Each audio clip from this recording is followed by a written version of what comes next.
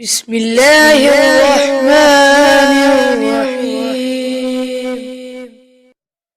نحمده ونصلی علی رسولہ الکریم اما بعد فاعوذ باللہ من الشیطان الرجیم بسم اللہ الرحمن الرحیم الصلاۃ والسلام علیک یا رسول اللہ وعلی آلک واصحابک یا حبیب اللہ۔ طاؤس کہتے ہیں کہ ہم نے ابن عباس رضی اللہ عنہما سے پوچھا، دونوں سجدوں کے بیچ میں دونوں قدموں پر اکا سیری کو ایڑیوں پر رکھ کر پنجے کو کھڑا کر کے بیٹھنا کیسا ہے؟ تو انہوں نے کہا یہ سنت ہے۔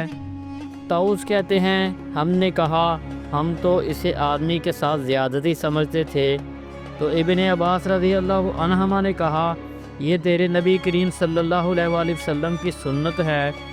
وضاحت: یہ عقیقہ کی مسنون صورت ہے جو دونوں سجدوں کے درمیان کی بیٹھک کے ساتھ مخصوص ہے۔ رہی عقیقہ کی ممنوع صورت جسے حدیث میں روکا گیا ہے تو وہ کتے کی طرح چوتڑ اور دونوں ہاتھ زمین پر رکھ کر دونوں پنڈلیوں اور رانوں کو کھڑا کر کے بیٹھنا ہے، یا تشہد کی حالت میں دونوں قدموں کو گاڑ کر ایڑیوں پہ بیٹھنا ہے۔